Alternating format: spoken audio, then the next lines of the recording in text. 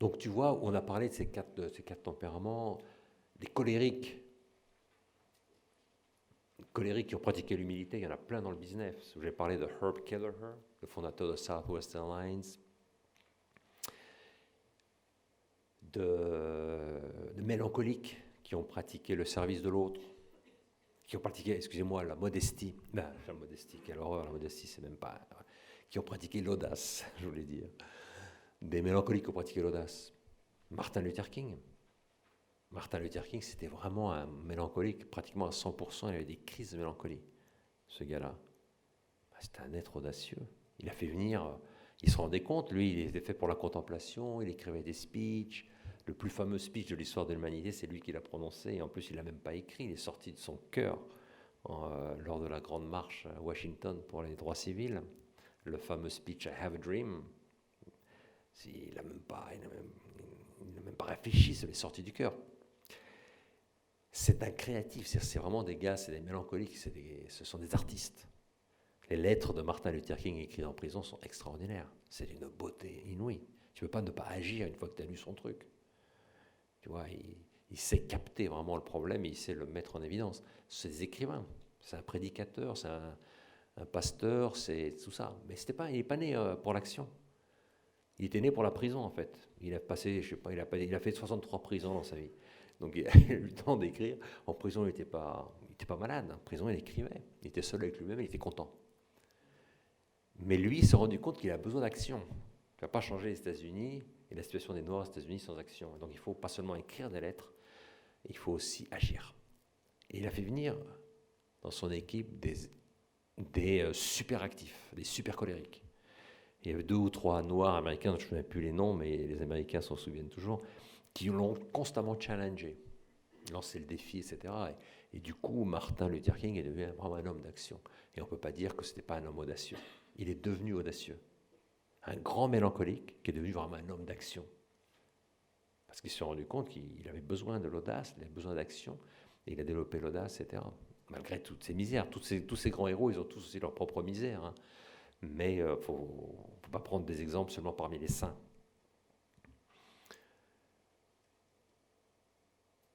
Grand flegmatique qui a pratiqué la magnanimité, je vous l'ai dit, c'est Jérôme le Jeune, par exemple. Sanguin, un grand sanguin qui a pratiqué l'endurance. Le roi David, c'est un très grand sanguin. Un autre grand sanguin moderne, c'était Thomas More. Thomas More, c'était un très grand sanguin, c'était un homme né pour l'amitié, né pour le contact avec les autres. C'était un type qui s'amusait avec les êtres humains, qui s'amusait. Il avait un sens de l'amitié maximum. Comme disait Erasmus, qui a écrit sur Thomas More, il dit ce type-là, c'est incroyable. Il est né pour l'amitié. Il a un sens de l'amitié, un sens de la communication, c'est un être extrêmement communicable.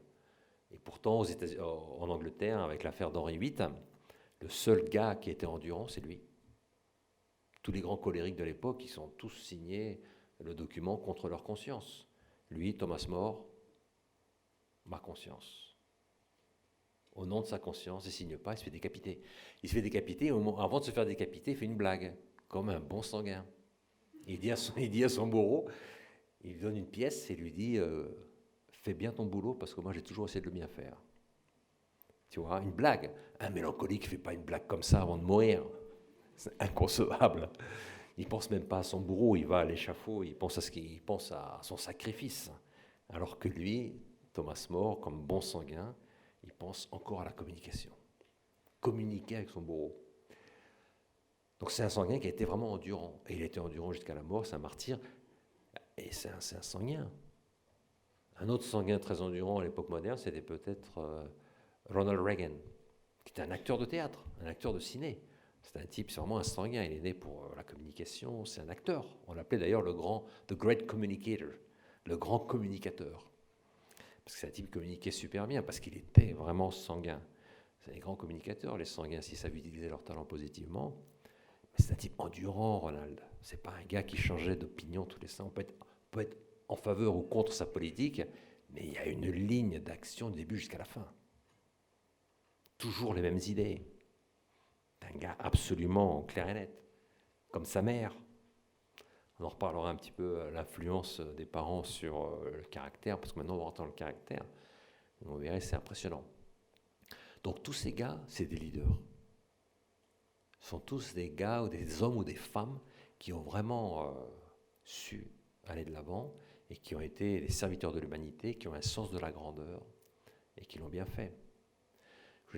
Pardonnez-moi, j'ai mentionné que des hommes là, mais parmi les femmes, il y en a Jeanne d'Arc, c'est l'exemple le plus fort de leadership. Jeanne d'Arc, c'est une colérique, c'est une très grande colérique, elle ne supporte pas les retards, elle ne supporte pas le manque d'action, elle est toujours en train de pousser, elle est toujours là, on voit qu'elle est colérique, vraiment de tempérament, c'est une grande colérique, mais tu vois parfaitement que c'est une colérique humble, parce que finalement, ce qui est intéressant chez Jeanne d'Arc, ce n'est pas son management. Le management de Jeanne d'Arc, c'est quoi? C'est qu'elle a foutu les Anglais dehors. Ça, c'est du management. Tu fixes un objectif, tu l'atteins. Quel est le leadership de Jeanne d'Arc? C'est ça qui est intéressant. Le leadership de Jeanne d'Arc, c'est qu'elle a transformé un troupeau de porcs, on peut dire, excusez-moi pour l'expression, en une armée d'élite. Au départ, quand elle commence sa mission, effectivement, tous les écrivains le disent, il suffit de 3 Anglais pour mettre en débâcle le 300 Français. C'était la réalité de la France. C'était ça. C'était vraiment le désespoir, les ténèbres absolues. Ce que fait Jeanne d'Arc, c'est qu'elle transforme la situation. Et au bout d'1 an, au bout de 6 mois, en fait, il suffit de 3 Français pour mettre en déroute 300 Anglais. Elle a transformé vraiment le cœur de toutes ces personnes. La France d'après Jeanne d'Arc, c'est plus du tout la France d'avant Jeanne d'Arc. Ça, c'est du vrai leadership. Elle a transformé des personnes. Elle a servi ces hommes, elle a servi les femmes, elle a servi la France, parce qu'elle a servi des personnes. Et le truc là de virer les Anglais de France, c'est ce qu'on appelle de l'anecdote. C'est de l'anecdote pour le leadership, ça. Ça, c'est du management. Donc ça, c'est très important de pouvoir parler de ça, tu vois. C'est que c'est une jeune fille, 18-19 ans, mais elle réalise le leadership dans sa totalité. C'est un modèle, c'est vraiment l'incarnation. C'est vraiment l'incarnation la plus historiquement parlant, la plus forte de leadership dans l'histoire de l'humanité. C'est Jeanne d'Arc. Même les Américains le reconnaissent. Beaucoup d'Américains ont écrit des livres superbes sur elle. Ils disent que c'est vraiment le modèle parfait. C'est vrai, c'est le modèle parfait de leadership. Tu as, parmi d'autres femmes, Corazon Aquino, qui était présidente de Philippines pendant pas mal d'années. C'est aussi un modèle extraordinaire féminin de leadership. C'est une femme qui était vraiment... c'était une sanguine, Corazon Aquino, mais en même temps, c'était une personne d'une très grande endurance et qui a été vraiment... qui a fait des choses extraordinaires, parce qu'elle a été vraiment... elle a été héroïque. Donc tu peux dire qu'elle a... c'est intéressant de chercher beaucoup de modèles féminins. Ce qu'il y a, c'est que dans l'histoire, on a beaucoup parlé des modèles masculins. Et c'est important. Moi, je demande toujours à mes étudiants, envoyez-moi des modèles féminins pour qu'on en ait plus. Et plus on en a, mieux ça vaut. Tu vois. Mais je ne suis pas un spécialiste du leadership féminin. C'est évident. Pour moi, le leadership, c'est des vertus. Donc, ce qui est important, c'est de trouver chez les hommes et des femmes comment ils ont pratiqué la vertu de magnanimité et la vertu d'humilité, donc la grandeur et le service. Donc, on va voir maintenant, on va rentrer dans les détails. Alors, vous vous souvenez que chez les Grecs, il y a cette idée qu'il y a 4 vertus fondamentales. Ce qu'on appelle traditionnellement, depuis le IVe siècle, les vertus cardinales. Saint Ambroise de Milan, c'est le premier à avoir utilisé le mot cardinal. Mais chez les anciens Grecs, on parle tout simplement de vertus fondamentales. Et c'est pour ça que moi je m'en tiens aux vertus fondamentales. Pour ne pas rentrer dans un vocabulaire chrétien, tu restes dans un vocabulaire universel. Les vertus fondamentales, il y en a 4. C'est la vertu de l'intelligence pratique, la prudence, la fameuse phronésis grecque. C'est ensuite la vertu de courage, qui est séparée en 2 vertus différentes, qui est le courage actif, qui est l'audace, le courage passif, qui est l'endurance. Ensuite, c'est la maîtrise de soi, qu'on appelle parfois la tempérance, mais j'aime pas le mot de tempérance, ça sonne pas bien, c'est mieux la maîtrise de soi, qui est la vertu de ceux qui savent diriger leur passion, non pas anéantir, mais diriger leur passion. Et la vertu de justice, qui est la vertu qui fait de toi un être social, c'est la vertu qui supporte la sociabilité d'êtres humains, c'est la vertu de ceux qui sont capables de donner à chacun leur dû. Donc ça, chez les Grecs, ce sont 4 vertus fondamentales. Ça correspond à une anthropologie. C'est-à-dire, chez l'être humain, il y a la tête qui réfléchit. Ensuite, il y a la volonté, donc le courage pur et dur. Et puis, la maîtrise de soi, c'est le courage c'est la force en termes de passion. Et puis, la quatrième, c'est que l'être humain est un être social. Et que donc, il faut une vertu pour soutenir sa sociabilité. Et donc, ils vont l'appeler la justice. Donc, il y a effectivement une anthropologie derrière ces 4 vertus. Il y a 4 idées fondamentales sur ce qu'est un être humain. Et ces 4 vertus, elles sont ces vertus fondamentales. Si une de ces 4 manque dans ta vie, tout s'effondre. Si tu manques de prudence, tu ne peux plus prendre de décision bonne. Donc, tu ne peux plus sortir dans la rue sans maman. Il faut qu'elle soit à tes côtés tout le temps. Ça devient insupportable pour maman. Si tu n'as plus de courage, tu prends des décisions, mais tu ne les mets jamais en pratique. Tout le monde rigole. Voilà, tu parles beaucoup, mais tu ne fais rien. Et ça devient insupportable pour toi et pour les autres. Si tu manques de maîtrise de soi, tu ressembles plus à un animal qu'à un être humain. Et c'est pas beau, c'est pas intéressant. Si tu manques de justice, tu es dangereux. On préfère que tu restes en prison. Parce qu'un être qui est injuste, c'est quelqu'un qui ne dit pas la vérité, c'est quelqu'un qui n'aime pas les êtres humains. C'est des gens dangereux, il faut qu'ils restent en prison. Il faut qu'ils soient en prison. Donc tu vois, si tu manques fondamentalement une de ces 4 vertus, tu as un gros problème fondamental dans ton existence. C'est pour ça que ces vertus sont fondamentales. Mais fondamentales, ça ne veut pas dire plus importantes que les autres. Ça veut dire plus basique. Vous comprenez ? Plus basique. Elles sont de base. C'est le fondement. Et donc, il y a un problème qui se pose chez bien des gens. Ils pensent que ces vertus fondamentales sont fondamentales parce que c'est les vertus, pour eux, c'est les plus grandes vertus. Non. C'est les vertus de base. Ça ne veut pas dire que ce sont les plus belles et les plus grandes. Après, il y a 2 autres vertus qu'on n'appelle pas fondamentales, mais qui sont des vertus, qui sont les vertus spécifiques du leadership, qui sont la magnanimité et l'humilité, dont on va aussi parler. Mais elles ne sont pas considérées comme fondamentales. Traditionnellement, elles ne sont pas fondamentales. Mais ces 2 vertus sont énormes. L'humilité, tu l'imagines, c'est une vertu énorme. En fait, on verra qu'elle est encore plus fondamentale que les 4 vertus qu'on appelle fondamentales. Puisque la vertu de l'humilité, c'est la vérité sur soi-même. Et que la vérité sur soi-même, c'est la base de toute chose. Donc c'est pour ça qu'on dit que l'humilité, c'est le fondement des fondements. Donc si les 4 vertus dont on vient de parler, c'est des fondements, l'humilité, c'est le fondement des fondements. C'est la base de la base. C'est la fondation de la fondation. Vous voyez ? Donc, la prudence, c'est la capacité de prendre les bonnes décisions. Ces 4 vertus, on va voir maintenant les 6 vertus. Donc les 4 vertus de base et les 2 vertus spécifiques du leadership.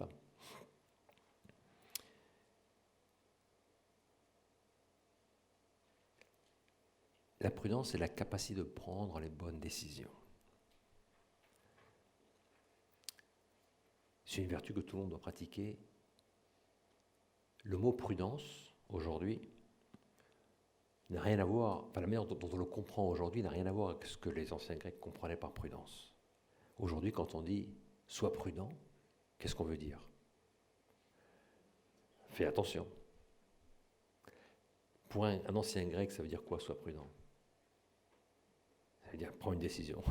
C'est exactement l'opposé. Vous comprenez à quel point on a déformé le vocabulaire. Pour un Grec, sois prudent, c'est prends une décision. Tu as suffisamment réfléchi. Maintenant, il faut que tu agisses. Alors que pour un être moderne, être prudent, c'est la délibération. Délibère plus. Alors qu'en réalité, le cœur de la prudence, c'est la décision, ce n'est pas la délibération. Ça, c'est important, il faut avoir ça à l'esprit. Le cœur de la prudence, c'est la délibération, ce n'est pas la délibération. Il faut délibérer pour être prudent, mais la prudence est orientée vers la décision. Donc la chose pire qui peut arriver à une personne, c'est de délibérer tout le temps. Comme Hamlet, qui a toujours besoin d'informations supplémentaires, parce qu'il est toujours dans l'incertitude. Donc il y a deux choses dans la prudence. Tu as la délibération et tu as la décision. La délibération suppose que tu sois capable de regarder la vérité en face. Donc dans la prudence, le gros problème qui va se poser, c'est en fait, est-ce que tu es sincère avec toi-même ? Pour être prudent, pour prendre des bonnes décisions, ce qu'il faut surtout avant tout, c'est avoir soif de la vérité pratique, avoir soif de sincérité avec soi-même, de chercher vraiment les faits. Et non pas beaucoup de gens, ce qu'ils font, c'est que, et nous aussi, moi aussi, vous et moi, très souvent, qu'est-ce qu'on fait ? Au lieu d'analyser la situation, on prend dans notre cœur déjà la décision, parce qu'on a envie de faire ça. Nos intérêts personnels, nos passions, nos idées, nos préjugés nous poussent à prendre une décision avant d'avoir analysé les faits. Et une fois qu'on a pris la décision, on va la justifier. Alors qu'elle n'est pas justifiable au niveau des faits. Tu l'as pris idéologiquement. Donc essaie pas de la justifier au niveau des faits. Donc tu as des gens, qu'est-ce qu'ils vont faire ? Au lieu d'analyser une situation pour savoir qu'est-ce qu'il faut faire, ils prennent déjà la décision dans leur cœur, ils prennent la décision, et ensuite ils cherchent des faits qui vont correspondre à la décision qu'ils ont prise. Vous voyez ce que je veux dire ? Au lieu de chercher une décision à tes problèmes, une résolution de tes problèmes, ce que tu cherches, c'est des problèmes qui correspondent à la résolution que tu as déjà prise. Tu vas essayer de trouver des bases dans la réalité qui correspondent à la décision que tu as prise pour pouvoir la justifier. Je prends des exemples très pratiques. Ça nous arrive tous les jours, c'est pour ça que c'est important d'avoir quelques exemples. Par exemple, il y a un personnage qui s'appelle Jésus-Christ, qu'on a tous entendu parler. Dans l'Évangile, il y a un passage extraordinaire justement de violation des principes de prudence. C'est les pharisiens. Les pharisiens, ils disent « Cet homme-là est un pécheur, donc il ne peut pas faire de miracle. » Donc les gens disent que c'est un miracle, donc en fait c'est un mensonge. Quand il a guéri, quand Jésus-Christ va guérir un malade, au lieu de dire « Voilà un type qui était malade », c'est un fait. Maintenant, il n'est plus malade. C'est le fait numéro 2. Il a été guéri par un type. Donc ce type, probablement, c'est un type bon. Parce que les types mauvais, ils ne font pas de miracle comme ça. Ça, c'est la manière normale de penser. C'est fait numéro 1. Fait numéro 2, conclusion. La pensée des gens imprudents, c'est l'inverse. Tu as un préjugé. Tu as un préjugé. Ce type-là, il est mauvais. Donc il ne peut pas faire de miracle. Si on dit qu'il y a un miracle, c'est qu'en réalité, ce type qui était aveugle n'a jamais été aveugle. Et tu as beaucoup de gens qui pensent comme ça, mais beaucoup. Tu es absorbé par ton préjugé, et donc ta manière de penser, elle est fausse, dès le départ. Et nous, ça nous arrive aussi souvent. Les faits ne nous intéressent pas. Ce qui nous intéresse, c'est nos passions, nos intérêts personnels. Et on prend des décisions sur la base de passions personnelles, d'intérêts personnels, et ensuite on va les justifier. On va les justifier. Et donc tu as, je ne parle pas au niveau de la presse, au niveau des médias, alors ça c'est tous les jours, c'est tous les jours. C'est constant. Cette manipulation du public à force de ce qu'on appelle des rationalisations qui sont basées fondamentalement sur un désintérêt total des faits. Seulement, il y a un préjugé idéologique à la base. Et on interprète tout selon ce préjugé idéologique. C'est comme le pharisien. Il se passe exactement avec les médias, aujourd'hui, ce qui se passe avec des pharisiens. Et on peut montrer comme criminels des types qui sont d'une sainteté irréprochable. Et des types qui sont vraiment des criminels imprésentables, on peut les présenter comme des grands saints.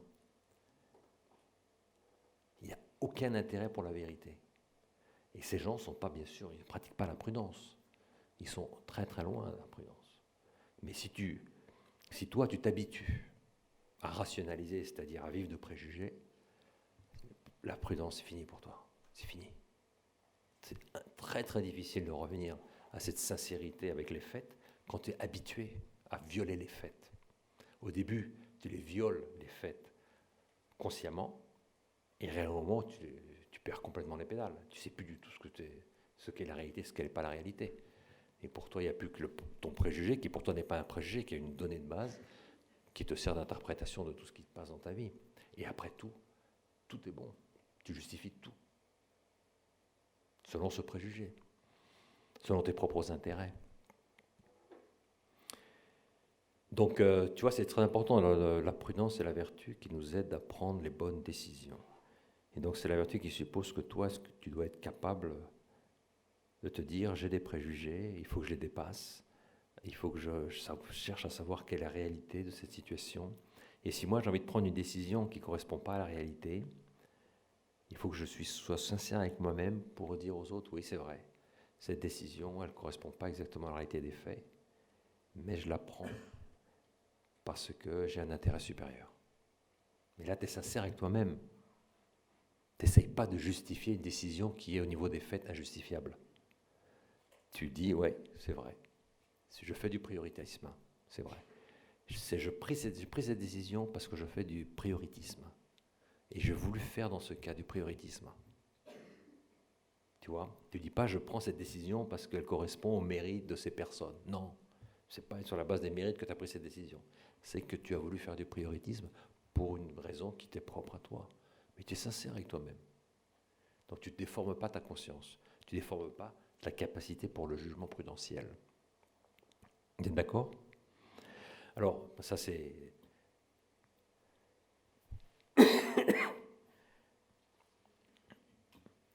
Alors, au niveau des tempéraments, qu'est-ce qui se passe ? Là, j'imagine que chacun d'entre vous doit avoir une idée plus ou moins précise de son tempérament. Petit à petit, vous verrez, ceux qui ne le savent pas, à la fin, en fait, aujourd'hui ou demain, vous arriverez à des conclusions sur vos propres tempéraments, parce que vous voyez parfaitement les difficultés que ça pose. Mais c'est bien si vous savez déjà les tensions physiologiques que vous avez, vous voyez plus ou moins quel est votre tempérament.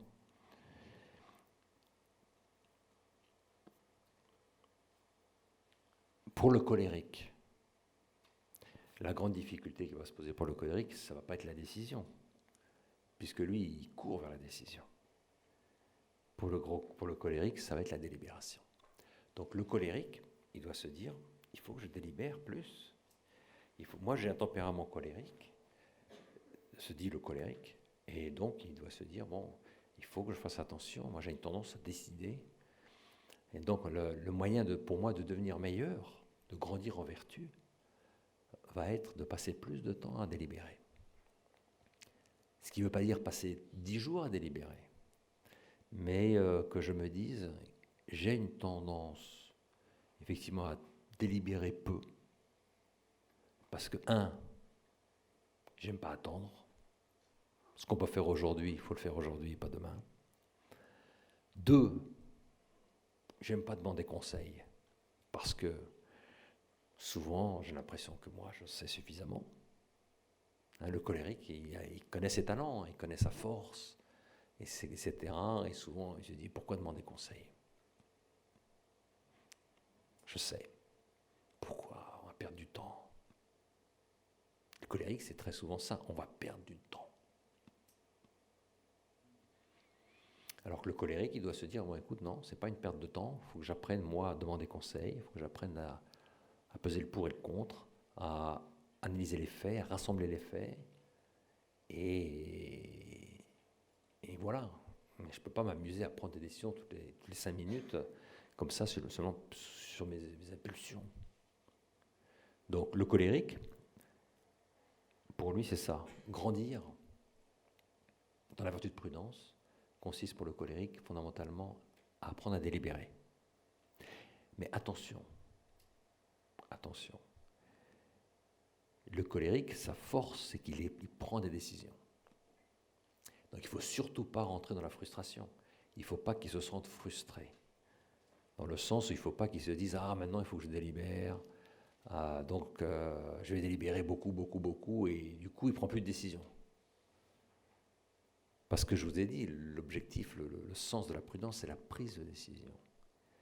Donc il ne s'agit pas de frustrer, de châtrer le colérique. Il s'agit plutôt De lui dire, écoute, tu as une tendance à prendre des décisions, c'est super, parce que c'est l'objectif de la prudence, c'est de prendre des décisions.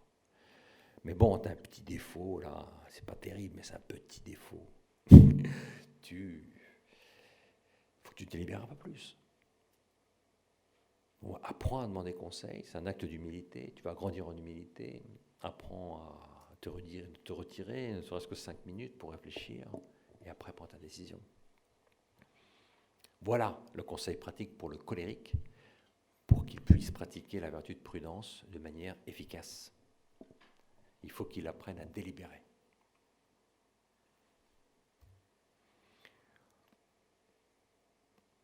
Alors chez les mélancoliques,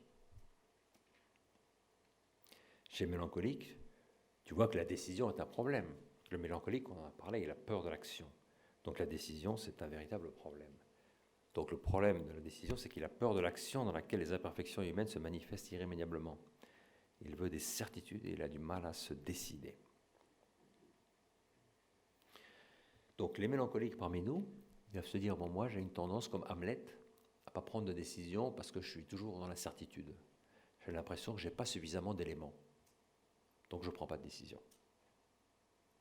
Alors qu'il doit se dire, non, il faut que je prenne des décisions, donc il faut qu'un jour je sois capable de me dire, ça suffit, j'ai suffisamment d'éléments pour prendre une décision. Et quand les décisions exigent l'action, au plus vite, on ne peut pas s'amuser à réfléchir pendant 3 semaines. Donc le mélancolique doit apprendre à se tromper. Il doit se dire, écoute, moi, je fais ce que je peux. J'ai rassemblé les informations, j'ai demandé conseil, on a délibéré, maintenant il faut agir. Et donc on réunit les gens, on vote, on prend une décision et on fonce. Même si on se trompe. Même si on sait que la capacité de se tromper est 30-40%. Ouais. L'horreur, c'est de ne pas prendre de décision quand il faut en prendre. Ne pas prendre de décision, ce n'est pas une manière de résoudre des problèmes. Donc il faut se dire que dans la vie, dans l'existence, ce qui va se passer souvent, c'est que tu vas prendre pas mal de décisions dans lesquelles tu vas te tromper. C'est vrai. Mais tu prendras beaucoup de décisions sur lesquelles tu ne te seras pas trompé. Et tu verras que finalement, la grande majorité des décisions que tu as prises, tu ne t'es pas trompé. Et que ces décisions, il fallait vraiment les prendre. Parce qu'elles ont engagé toute ton existence, toute ta vie, elles ont donné un sens à ton existence. Et que sinon, ta vie serait d'une pauvreté incroyable. Tu vois ? Ça peut concerner la vie familiale, la vie professionnelle, la vie spirituelle. Tu vois, il y a des gens, ils ont peur de se marier. Ils ont peur. Ils ne sont pas sûrs. Ça se comprend. Mais là, il faut les aider à prendre une décision. À tous les niveaux de notre existence, il y a un moment où il faut prendre une décision. Et à ce moment-là, il faut se dire, dans ta vie, il y aura des erreurs. Bien sûr qu'il y aura des erreurs. Mais les gens qui ne prennent pas de décision ne font jamais d'erreur, mais ils restent minables. C'est ça le truc. Ils restent minables. Comme disait Peter Drucker, qui est le fondateur de la science du management, dans les années 60, déjà dans son livre Practice of Management, il disait je ne nommerai jamais directeur d'une grande entreprise une personne qui n'a jamais fait d'erreur dans sa vie. Parce que le fait qu'il n'a pas fait d'erreur, c'est le signe que c'est une médiocrité. Les médiocrités ne font jamais d'erreur, parce qu'elles ne font rien. C'est aussi bête que ça. Et donc, les gens qui font des erreurs, c'est parce qu'ils prennent beaucoup de décisions. Et ces gens-là, on en a besoin pour diriger des entreprises, même pour diriger une famille, pour diriger des organisations.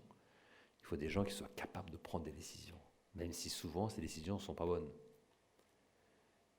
Mais en général, ce qu'on voit, c'est qu'à la fin du mandat de ces personnes, il y a des millions de décisions qui ont été prises, il y a peut-être eu 30% d'erreurs, et il y a 60% qui étaient absolument justifiées, et c'est ça qui ont fait que l'entreprise ou l'organisation a pu avancer de l'avant. Sinon, on serait toujours au point zéro. Donc ça, c'est important de ne pas... Le mélancolique, il doit se dire, l'erreur, c'est pas un gros problème. Souvent, même l'erreur, ça montre que j'ai la vertu. Ça montre que j'essaye de pratiquer la vertu. Ça montre que je suis capable de prendre des risques.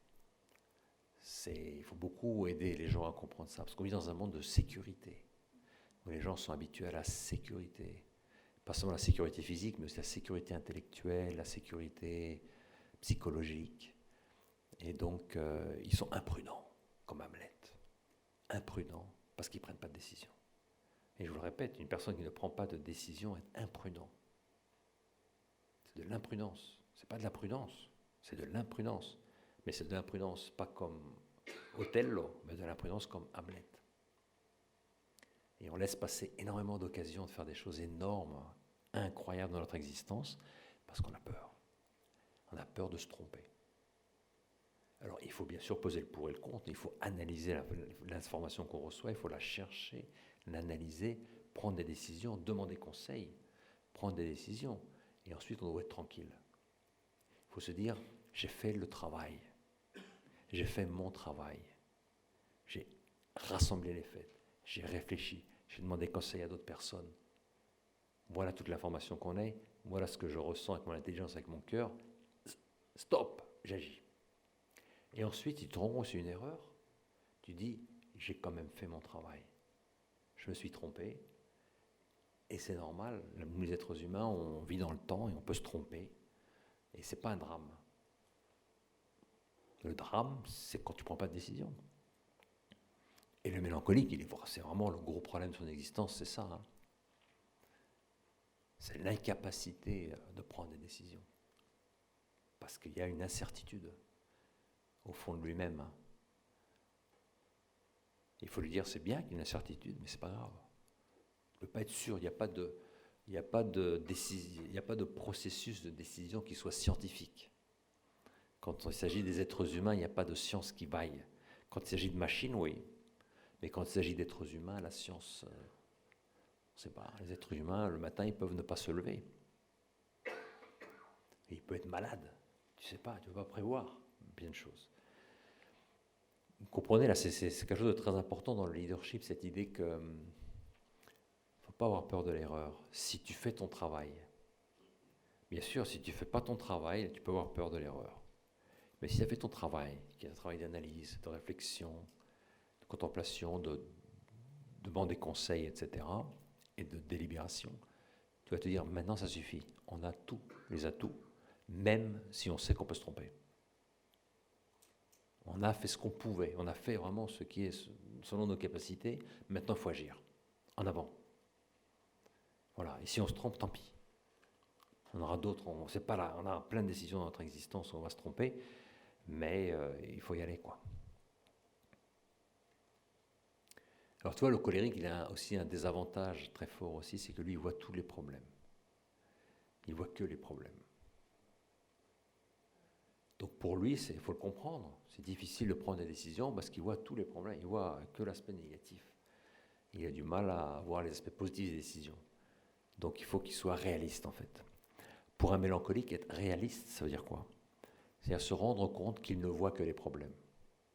C'est ça le réalisme du mélancolique, c'est de se rendre compte, d'avoir conscience que lui ne voit que les problèmes. Et donc il faut qu'il apprenne à voir les opportunités. Et c'est pour ça qu'il est bon d'avoir comme conseiller un sanguin autour de toi quand on est mélancolique, qui lui ne verra que les opportunités et ne verra aucun problème. C'est bien d'avoir dans un conseil de direction les deux, parce qu'un conseil de direction, une fois que le sanguin a parlé, c'est bien d'avoir le mélancolique. Parce que tu vois un aspect de la réalité. Une fois que le mélancolique a parlé, c'est bien d'avoir le sanguin, sinon c'est le pessimisme monstrueux. Tu as besoin des deux, parce que chacun voit l'opposé, en fait. Donc ça, c'est important, vous vous rendez compte dans les conseils de direction, n'importe quelle équipe qui a pour objectif de faire avancer un certain nombre de choses, d'avoir des gens qui soient différents et dans les tempéraments. Hein. Le colérique, il veut prendre une décision tout de suite. Et le flegmatique va lui dire, peut-être quand même qu'on réfléchisse un petit peu. Hein. Le mélancolique, il va dire non, mais attends, les gars, c'est noir tout ça. Il y a aucun. Je vois rien. Je vois pas où vous allez là. Et le sanguin, il va dire non, mais attends, c'est ça ou rien, quoi. Ça, c'est l'avenir. C'est l'avenir. Tout se joue maintenant, là. Tout le monde fait ça, il faut le faire. Tu as besoin de ces différentes attitudes. Et tu as besoin de les connaître et de savoir pourquoi chacun dit chaque chose. Et ensuite, il faut délibérer, il faut peser le pour et le contre. Donc voilà pour les mélancoliques. Tu vois, le mélancolique, c'est une personne qui sait prendre des décisions, qui sait aller de l'avant, etc. Sainte Thérèse, à gauche de Calcutta, est une grande mélancolique. Mais elle a su prendre des décisions au bon moment. Chez les sanguins, ici on a Ronald Reagan à gauche, comme je vous ai parlé, un sanguin, un acteur. Pour le sanguin, effectivement, la prise de décision n'est pas un problème. Parce que la prise de décision, c'est l'amusement, c'est la nouveauté, tu vois, c'est l'aventure. Donc les sanguins, ils aiment commencer des choses, ils aiment prendre des décisions. Mais je le répète, c'est facile, le problème c'est que le sanguin, il voit que l'aspect positif, il ne voit pas les aspects négatifs, il ne voit pas les difficultés. Il sous-estime les difficultés.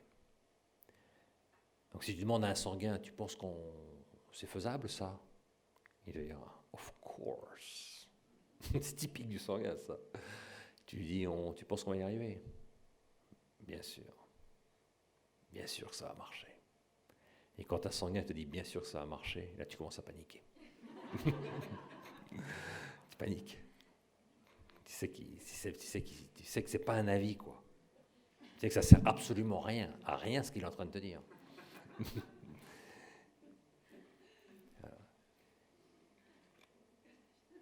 C'est typique des sanguins. Et après tu te rends bien compte qu'en fait il ne se rend pas compte de ce qu'il dit, quoi. Mais il n'est pas là pour se rendre compte de ce qu'il dit, il était là pour t'encourager, pour te faire passer un bon moment, alors que toi tu es dans un moment de tension terrible. Tu ne sais pas s'il faut faire ça ou pas faire ça. Il te dit, bien sûr qu'il faut le faire, c'est évident. Et il pense que tu vas être tranquillisé par son opinion, mais le problème c'est que toi tu sais qu'il est sanguin, donc tu paniques encore plus. Donc le problème du sanguin, c'est au niveau de la délibération, c'est un optimiste convaincu. Et donc il y a des choses qu'il ne voit pas. Il ne voit pas l'aspect négatif, l'aspect noir de la réalité. Donc les sanguins, il faut qu'ils apprennent à délibérer. Il faut qu'ils se disent qu'ils sont lancés sur la décision, parce qu'ils sont lancés vers l'aventure. Il faut qu'ils apprennent à délibérer et à être un peu plus pesés dans leur optimisme.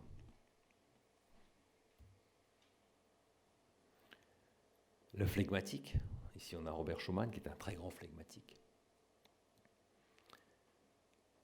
Robert Schuman, c'est un flegmatique, mais il a pris des décisions, le gars. On peut être pour ou contre, mais c'est un gars, il a pris des décisions. Et il savait. C'est intéressant, Schuman, c'est un grand thomiste. Il avait toujours saint Thomas d'Aquin comme livre de chevet. Et il savait tout ça, tout le monde en train de parler, la prudence, tout ça, il savait parfaitement. Et il savait aussi qu'il était flegmatique. Et donc il savait que le grand challenge de son existence, c'était vraiment de prendre des décisions. Là, c'est un type, vraiment, il a pris des décisions en conscience du fait qu'il a un problème, c'est qu'il ne sait pas prendre des décisions à temps. C'est un grand exemple, en fait, si tu veux, de leadership politique, dans le sens où ce gars, il a pratiqué exactement ce dont on est en train de parler. C'est-à-dire qu'il est délibération parfait. Il est très scientifique, tu délibères scientifiquement, tu rassembles des informations, tu réfléchis, tu les analyses. Ils sont très bons pour ça, les flegmatiques, pour la délibération. Tu as besoin d'eux dans la délibération. Tu as beaucoup d'informations rationnelles, pesées, scientifiques. Il n'y a pas d'émotion là. Il n'y a pas de rêve. C'est vraiment des numéros. Et ça te tranquillise, les numéros. Ça donne des certitudes, tu vois. Mais au niveau de la décision, ils ont du mal. Parce qu'ils ont peur. Il est indécis. Il est terrifié à l'idée qu'il puisse se tromper. Donc là, voilà un bon exemple. Schuman, c'est un très grand flegmatique. Mais c'était un homme de décision. Hein. À une époque où tous les grands colériques étaient incapables de prendre des décisions sur le sort de l'Europe, ben c'est Schuman. On peut être pour ou contre l'Europe, ça c'est un autre problème. Mais ce gars-là, c'est lui qui a pris la décision. C'est presque le seul, pratiquement le seul ministre de l'époque qui était capable de prendre une décision, alors que les autres étaient incapables. Donc ça c'est un bel exemple, si tu veux. Un type 100% flegmatique, Schuman. Les gens s'emmerdaient avec lui, ils disaient, il est tellement flegmatique qu'il ressemblait à un notaire de province. On s'endormait quand il faisait des speeches. Au bout de 2 minutes, tout le monde dormait. Là. Donc c'est le flegmatisme absolu. Ce n'était pas un type charismatique. Hein. C'est pas un charismatique Schuman. Et pourtant, tu vois, c'est lui qui a magouillé pour prendre une décision sur la création de l'Union européenne en quelques heures, en fait.